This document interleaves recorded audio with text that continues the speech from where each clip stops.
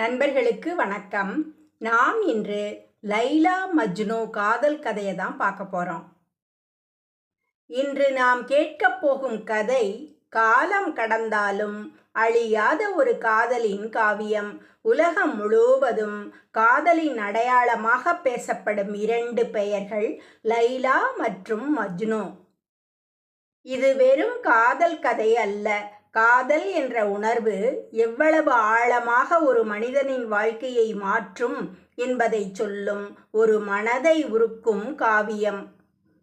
பல நூற்றாண்டுகளுக்கு முன்பு அரபு நாட்டின் பரந்த பாலைவன பகுதியில் ஒரு பழங்குடி வாழ்ந்து வந்தது. அந்த குடியில் பிறந்தான் கைஸ். செல்வச் செழிப்பும் நல்ல குடும்ப பின்னணியும் கொண்டவன். சிறு வயதிலிருந்தே அமைதியான குணம், இனிமையான பேச்சு, கவிதை எழுதும் திறமை ஆகியவற்றால் அனைவரையும் கவர்ந்தான். அதே பகுதியில் வேறு ஒரு மதிப்புமிக்க குடும்பத்தில் பிறந்தாள் லைலா. அவளது அழகை வர்ணிக்க வார்த்தைகளே போதாது என்று மக்கள் கூறுவார்கள். ஆனால் அவளது அழகை விட அவளது பணிவும் கருணையும் அனைவரின் மனதையும் வென்றது. காலம் நகர்ந்தது. ஒரு நாள் இருவரும் ஒரே பள்ளியில் கல்வி கற்கத் தொடங்கினர். முதலில் அவர்கள் சாதாரண நண்பர்களாகவே இருந்தனர். ஆனால் தினமும் ஒருவரை ஒருவர் சந்தித்து பேசிக்கொண்டே இருந்தபோது அவர்களுக்குள் ஒரு அற்புதமான பாசம் மலர்ந்தது. கைஸ் கவிதைகள் எழுதுவான். அந்த கவிதைகளில் லைலாவின் சிரிப்பு, அவளது கண்கள், அவளது மென்மையான மனம் அனைத்தும் இடம்பெற்றன. லைலாவும் அவன் கவிதைகளை கேட்டு மகிழ்ந்தாள். இருவரும் ஒன்றாக அமர்ந்து எதிர்கால கனவுகளை பகிர்ந்து கொண்டனர். ஆனால் அவர்கள் வாழ்ந்த சமூகம் காதலை எளிதாக ஏற்றுக்கொள்ளும் சமூகம் அல்ல. இந்த நட்பு காதலாக மாறுகிறது என்பதை சுற்றியிருந்தவர்கள் கவனிக்கத் தொடங்கினர். இந்த இருவரும் அதிகமாக பேசுகிறார்கள், இது நல்லதல்ல என்று கிசுகிசுக்கள் இரு குடும்பங்களின் காதுகளையும் எட்டின. ஒரு நாள் லைலாவின் தந்தை அவளை வீட்டிலேயே இருக்கும்படி கட்டளையிட்டார். அந்த ஒரு நாள் கைஸ் பள்ளிக்கு சென்றான். ஆனால் அவன் கண்கள் தேடிய முகம் அங்கே இல்லை. லைலாவின் இடம் வெறுமையாக இருந்தது. அந்த வெறுமை அவன் வாழ்க்கையையே வெறுமையாக்கப் போகிறது என்பதை அப்போது அவன் அறிந்திருக்கவில்லை. அந்த நாளில் இருந்து கைஸின் வாழ்க்கை மாறத் தொடங்கியது. அடுத்த நாள் காலையிலேயே கைஸ் பள்ளிக்கு சென்றான். அவன் மனதில் ஒரே ஒரு நம்பிக்கை. நேற்று வரவில்லை, இன்று கண்டிப்பாக வருவாள் என்று நினைத்தான். ஆனால் அன்றும் லைலாவின் இடம் காலியாகவே இருந்தது.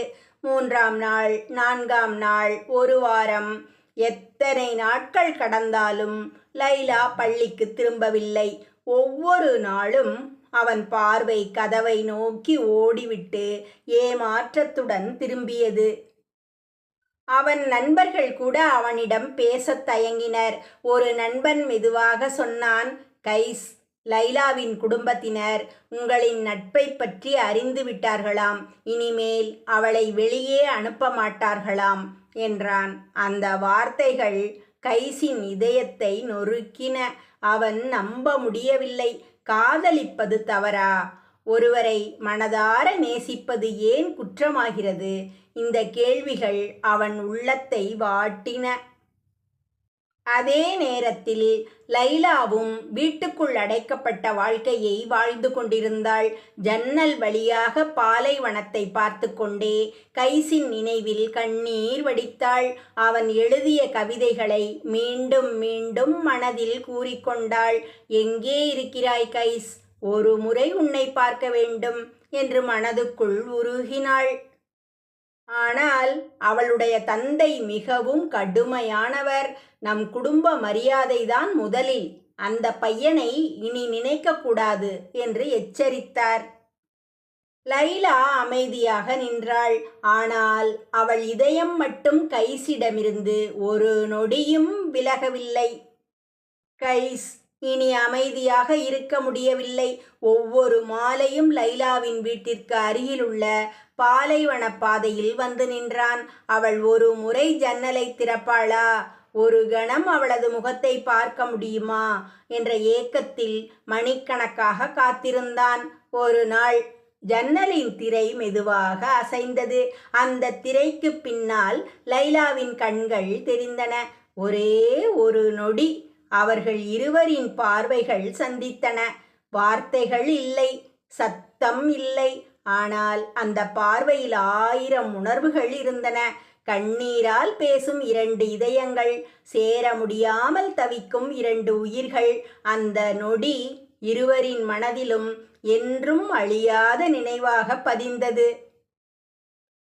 அந்த சந்திப்பிற்கு பிறகு கைஸ் கவிதைகளை இன்னும் அதிகமாக எழுதத் தொடங்கினான். ஒவ்வொரு கவிதையிலும் ஒரு பெயர் மட்டுமே இருந்தது, லைலா. அவன் எங்கே சென்றாலும், யாரிடம் பேசினாலும் அவன் உதடுகளில் ஒலித்தது அந்த ஒரே பெயர்தான். மெல்ல மெல்ல மக்கள் அவனை பார்த்து பேச ஆரம்பித்தனர். இவன் காதலால் பைத்தியமாகிவிட்டான், எப்போதும் லைலா லைலா என்று சொல்லிக்கொண்டே இருக்கிறான் என்று பேச ஆரம்பித்தார்கள். அவர்கள் அவனை அவன் இயற்பெயரான கைஸ் என்று அழைக்கவில்லை, ஒரு புதிய பெயரை சூட்டினர், மஜ்னு. அரபு மொழியில் மஜ்னு என்றால் காதலால் பித்து பிடித்தவன் என்று பொருள். அந்த பெயர் அவனுக்கு ஒரு கேலி பெயராக வைத்தாலும் காலப்போக்கில் அது உலகம் முழுவதும் அழியாத காதலின் அடையாளமாக மாறியது. ஆனால் மஜ்னுவாக மாறிய கைஸின் வாழ்க்கையில் இன்னும் பெரிய சோதனை காத்திருந்தது. லைலாவின் குடும்பம் அவளுக்கு வேறு ஒருவரை மணமுடிக்க முடிவு செய்தது. ஒரு நாள் மாலை சூரியன் பாலைவன மணலில் சிவப்பாக மறைந்து கொண்டிருந்தான். மஜ்னு வழக்கம் போல் லைலாவின் வீட்டருகே நின்று ஒரு முறையாவது அவளை பார்க்க முடியுமா என்று காத்திருந்தான். அப்போது அந்த வழியாக வந்த ஒரு முதியவர் மெதுவாக கூறினார், மகனே, இனி இங்கே காத்திருக்காதே. லைலாவுக்கு வேறு ஒருவருடன் திருமணம் செய்ய அவளுடைய குடும்பம் முடிவு செய்துவிட்டது என்றார். அந்த வார்த்தைகள் மஜ்னுவின் காதுகளில் விழுந்தவுடன் அவன் நின்ற இடத்திலேயே உறைந்து போனான். இல்லை, இது உண்மையாக இருக்க முடியாது என்று தன்னைத்தானே சமாதானப்படுத்தி கொண்டான். ஆனால் அந்த செய்தி உண்மைதான். அந்த இரவு முழுவதும் அவனால் தூங்க முடியவில்லை. லைலாவுடன் சேர்ந்து வாழ வேண்டும் என்று கண்ட ஒவ்வொரு கனவும் கண்முன்னே சிதறியது. அவன் எழுதிய கவிதைகள், அவன் கண்ட எதிர்காலம் அனைத்தும் ஒரு நொடியில் உடைந்து விழுந்தது. அடுத்த நாள் மஜ்னு தைரியத்தை திரட்டிக்கொண்டு தனது தந்தையிடம் சென்றான். அப்பா, எனக்கு செல்வம் வேண்டாம், புகழ் வேண்டாம், எனக்கு லைலா மட்டும் வேண்டும். அவளுடைய வீட்டிற்கு சென்று பெண் கேளுங்கள் என்றான். மகனின் கண்ணீரை பார்த்த தந்தையின் மனம் உருகியது. நான் முயற்சி செய்கிறேன் மகனே என்று கூறி லைலாவின் குடும்பத்தினரை சந்திக்க புறப்பட்டார். லைலாவின் வீட்டில் மஜ்னுவின் தந்தை மரியாதையுடன் பேசினார். என் மகன் உங்கள் மகளை உயிருக்கு உயிராக நேசிக்கிறான்.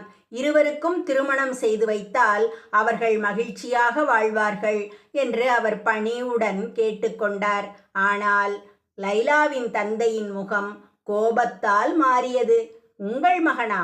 ஊரெல்லாம் பைத்தியம் என்று பேசும் அந்த மஜ்னுவுக்கா என் மகளை தர வேண்டும்? ஒருபோதும் முடியாது என்று கடுமையாக மறுத்தார். அதோடு மட்டுமல்லாமல் அவர்களை அவமானப்படுத்தி அனுப்பிவிட்டார். இந்த செய்தி மஜ்னுவிடம் வந்தபோது அவன் சிரிக்கவும் இல்லை, அழவும் இல்லை. அமைதியாக வானத்தை நோக்கி பார்த்தான். பிறகு மெதுவாக சொன்னான், என் காதல் தோற்றுவிட்டதா? இல்லை, மனிதர்கள்தான் அதை தோற்கடித்தார்கள் என்றான். அந்த நாளுக்கு பிறகு மஜ்னு ஊரை விட்டு வெளியேறினான். அவனுக்கு வீடும் இல்லை, சொத்தும் இல்லை, உறவுகளும் இல்லை. பாலைவனமே அவனுடைய வீடானது. மரங்களின் நிழலில் தூங்கினான், விலங்குகளோடு வாழ்ந்தான். ஆனால் அவனுடைய இதயத்தில் வாழ்ந்த ஒரே பெயர் லைலா. அவன் எழுதும் ஒவ்வொரு கவிதையும் அவளுக்காகத்தான். அவன் சுவாசிக்கும் ஒவ்வொரு மூச்சும் அவளுடைய நினைவாகத்தான் இருந்தது. இதற்கிடையில் லைலாவும் தன் வீட்டில் கண்ணீரோடு வாழ்ந்தாள். மஜ்னுவின் தந்தை வந்து பெண் கேட்டதையும் தன் தந்தை அதை மறுத்ததையும் அவள் அறிந்திருந்தாள். அவளால் எதுவும் செய்ய முடியவில்லை. ஒரு பெண்ணாக குடும்பத்தின் கட்டுப்பாட்டில் இருந்தாள். ஆனால் அவளது இதயம் மட்டும் மஜ்னுவை விட்டு ஒரு கணமும் பிரியவில்லை. 2 உயிர்கள் ஒருவரை ஒருவர் மட்டுமே நேசித்தனர். ஆனால் அவர்களை பிரித்தது வெறுப்பு அல்ல, சமூகத்தின் பழக்க வழக்கங்களும் குடும்ப மரியாதையும். லைலாவின் தந்தை தனது மகள் இனி கைஸை மறந்துவிட வேண்டும் என்று உறுதியாக முடிவு செய்தார். அருகில் இருந்த ஒரு செல்வந்தரும் மதிப்புமிக்க குடும்பத்தைச் சேர்ந்த இளைஞருக்கும் லைலாவை திருமணம் செய்து வைக்க ஏற்பாடுகள் தொடங்கின. வீடு முழுவதும் திருமண கொண்டாட்டம், உறவினர்கள் வருகை, மங்கள இசை, அலங்காரங்கள், எல்லோரும் மகிழ்ச்சியாக இருந்தனர். ஆனால் மணமகளாக அமர்ந்திருந்த லைலாவின் கண்களில் மட்டும் முடிவில்லாத கண்ணீர். அவள் மனதில் ஒலித்த ஒரே பெயர் மஜ்னு. திருமணத்திற்கு முந்தைய இரவு லைலா வானத்தை நோக்கி நின்றாள். அதே வானத்தை பல மைல்கள் தூரத்தில் பாலைவனத்தில் இருந்த மஜ்னுவும் பார்த்து கொண்டிருந்தான். ஒரே நிலவு, ஒரே வானம், ஆனால் ஒன்றாக இருக்க முடியாத 2 இதயங்கள். அந்த இரவு இருவரும் தூங்கவில்லை. ஒருவர் மற்றவரை நினைத்து கண்ணீர் சிந்தினர். திருமண நாள் வந்தது. லைலா குடும்பத்தின் கட்டாயத்தால் திருமண மேடையில் அமர்ந்தாள். அவளது உதடுகள் அமைதியாக இருந்தன. ஆனால் அவளது உள்ளம் கதறிக்கொண்டே இருந்தது. என் இதயம் மஜ்னுவுக்கு சொந்தமானது. ஆனால் என் வாழ்க்கை வேறொருவரிடம் ஒப்படைக்கப்படுகிறது என்று நினைத்தாள். அதே நேரத்தில் பாலைவனத்தில் இருந்த மஜ்னுவுக்கு அந்த செய்தி வந்தது. இன்று லைலாவின் திருமணம். அந்த வார்த்தையை கேட்டவுடன் அவன் மண்டியிட்டு அமர்ந்தான். வானத்தை நோக்கி 2 கைகளையும் உயர்த்தினான். கண்ணீருடன் அவன் சொன்னான், இறைவா, நான் கேட்டது செல்வமல்ல, அதிகாரமல்ல, நான் உயிராக நேசித்த ஒரே பெண்ணைத்தான். அதையும் என்னிடமிருந்து ஏன் பிரித்தாய் என்று அவன் கதறிய குரல் பாலைவன காற்றில் கரைந்து போனது. அதன் பிறகு மஜ்னு மனிதர்களிடமிருந்து இன்னும் விலகினான். பாலைவனத்தில் சுற்றித் திரிந்தான். மரங்களுடன் பேசினான். பறவைகளிடம் லைலாவின் பெயரை சொன்னான். மான்களை பார்த்து, என் லைலாவை பார்த்தீர்களா என்று கேட்டான். அவனை பார்த்த மக்கள், இவன் உண்மையிலேயே காதலால் பைத்தியமாகிவிட்டான் என்று கூறினர். ஆனால் மஜ்னுவுக்கு அது பைத்தியம் அல்ல, அது அழியாத காதல். இதற்கிடையில் லைலாவின் திருமண வாழ்க்கை மகிழ்ச்சியாக இல்லை. அவள் தனது கணவருக்கு மரியாதை கொடுத்தாலும் அவளுடைய இதயத்தில் இருந்த காதல் மாறவில்லை. ஒவ்வொரு இரவும் ஜன்னல் வழியாக நிலவைக் கண்டு, மஜ்னு, நீ எங்கே இருக்கிறாய் என்று அமைதியாக அழுதாள். ஆண்டுகள் கடந்தாலும் இருவரும் ஒருவரை ஒருவர் மறக்கவில்லை. காதல் அவர்களின் உடல்களை பிரித்தது இல்லை, ஆனால் அவர்களின் வாழ்க்கையை என்றென்றும் மாற்றிவிட்டது. விதி இன்னும் ஒரு சந்திப்பை அவர்களுக்காக வைத்திருந்தது. பல ஆண்டுகளுக்கு பிறகு லைலாவும் மஜ்னுவும் மீண்டும் சந்திக்கப் போகிறார்கள். அந்த சந்திப்பு மகிழ்ச்சியா அல்லது இன்னொரு சோகமா? ஆண்டுகள் உருண்டோடின. பாலைவனத்தின் மணல் பல முறை காற்றில் பறந்தது. பருவங்கள் மாறின. ஆனால் மஜ்னுவின் மனம் மட்டும் மாறவில்லை. அவனுடைய தலைமுடி நீண்டு விட்டது. உடல் மெலிந்து விட்டது. ஆடைகள் கிழிந்து போயின. ஆனால் அவன் உதடுகளில் இன்னும் ஒலித்த ஒரே பெயர் லைலா. அவன் தினமும் கவிதைகள் பாடினான். அந்த கவிதைகளில் காதல் மட்டுமில்லை, வேதனையும் இருந்தது, ஏக்கமும் இருந்தது, பிரிவின் வலியும் இருந்தது. அந்த பாடல்களை கேட்ட வழிப்போக்கர்கள் கூட கண் கலங்கினர். இவ்வளவு உண்மையாக ஒருவரை நேசிக்க முடியுமா என்று வியந்தனர். ஒரு நாள் மஜ்னுவின் காதல் பற்றிய செய்தி லைலாவின் காதுகளையும் எட்டியது. அவன் இன்னும் உன்னை மறக்கவில்லை, இன்றும் பாலைவனத்தில் உன் பெயரையே சொல்லிக் கொண்டிருக்கிறான் என்று அவளுடைய தோழி கூறினாள். அந்த செய்தியை கேட்ட லைலாவின் கண்கள் கண்ணீரால் நிரம்பின. அவள் மெதுவாக சொன்னாள், அவன் என்னை மறக்கவில்லை, ஆனால் நானும் அவனை மறக்கவில்லை என்றாள். அந்த இரவு லைலா ஒரு முடிவெடுத்தாள். ஒரு முறையாவது அவனை பார்த்து பேச வேண்டும். தோழியின் உதவியுடன் ரகசியமாக பாலைவனத்தை நோக்கி புறப்பட்டாள். நில ஒளி பரவிய இரவு, அமைதியான பாலைவனம். தொலைவில் ஒரு மரத்தின் கீழ் ஒருவர் அமர்ந்து கவிதை பாடிக்கொண்டிருந்தார். அவர் மஜ்னு. அவனது குரல் சோர்வாக இருந்தது. ஆனால் ஒவ்வொரு சொல்லிலும் லைலாவின் பெயர் உயிருடன் இருந்தது. லைலா மெதுவாக அவன் அருகில் வந்தாள். மஜ்னு என்று அழைத்தாள். அந்த குரலை கேட்டதும் மஜ்னு மெதுவாக திரும்பி பார்த்தான். அவனது கண்கள் ஒரு கணம் நம்பவில்லை. இது கனவா என்று தன்னைத்தானே கேட்டுக்கொண்டான். மீண்டும் அந்த குரல், மஜ்னு, நான் தான் லைலா. அந்த நொடி பல ஆண்டுகளாக காத்திருந்த 2 இதயங்கள் மீண்டும் சந்தித்தன. மஜ்னுவின் கண்களில் கண்ணீர் வழிந்தது. அவன் லைலாவை நீண்ட நேரம் பார்த்து கொண்டே இருந்தான். நீ சந்தோஷமாக இருக்கிறாயா என்று கேட்டான். அந்த கேள்வியை கேட்டதும் லைலா கதறி அழுதாள். உன்னை இழந்த நாளிலிருந்து என் வாழ்க்கையில் சந்தோஷம் என்ற வார்த்தையே இல்லை என்றாள். மஜ்னு தலையை குனிந்தான். நான் உன்னை குறை சொல்லவில்லை லைலா.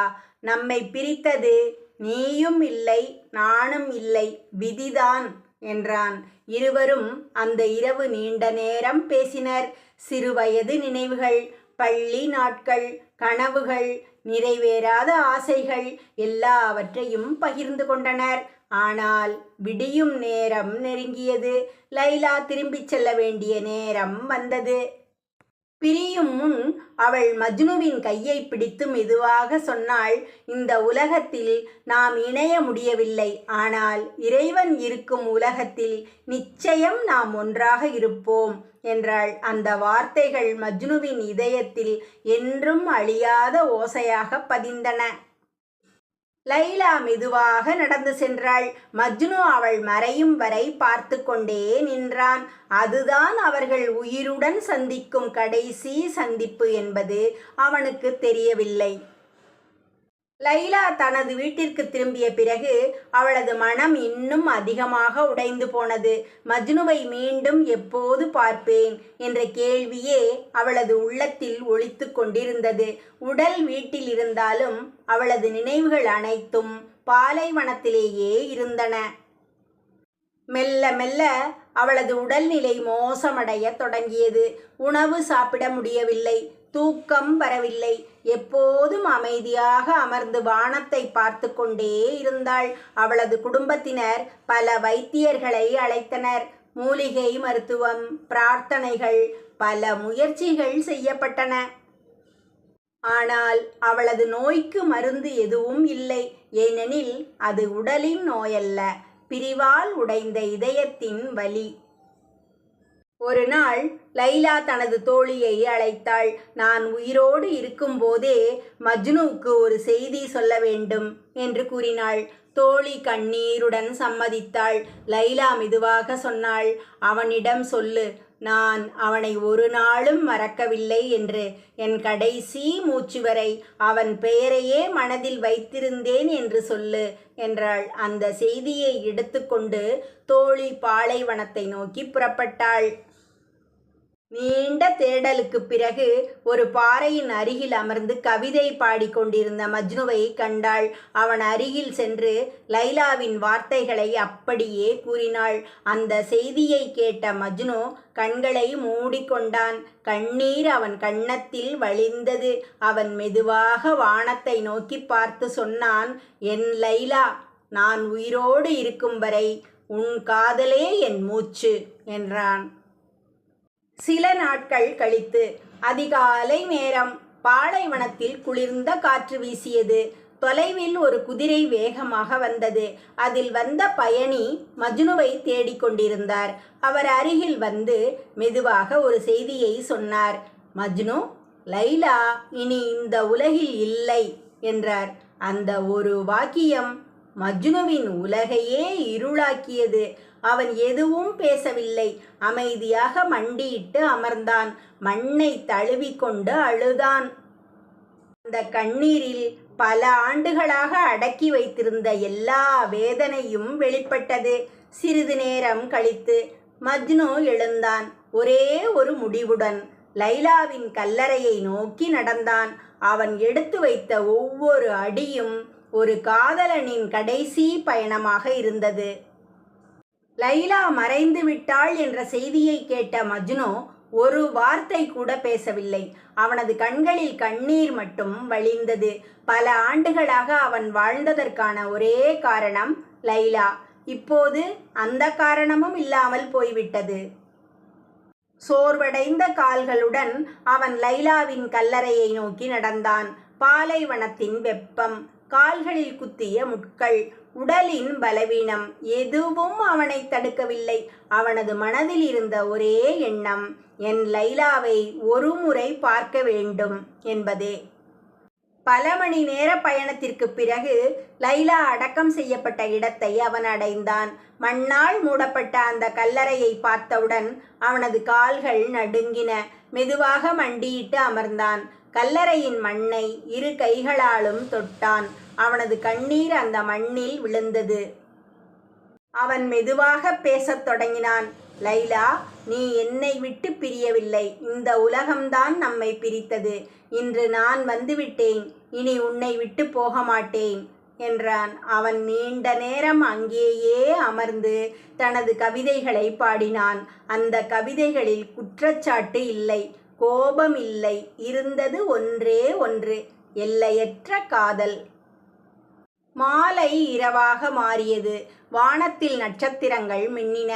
மஜ்னு லைலாவின் கல்லறையின் அருகிலேயே சாய்ந்து அமர்ந்தான். கண்களை மூடினான். அவன் உதடுகளில் கடைசியாக ஒலித்த பெயர் லைலா.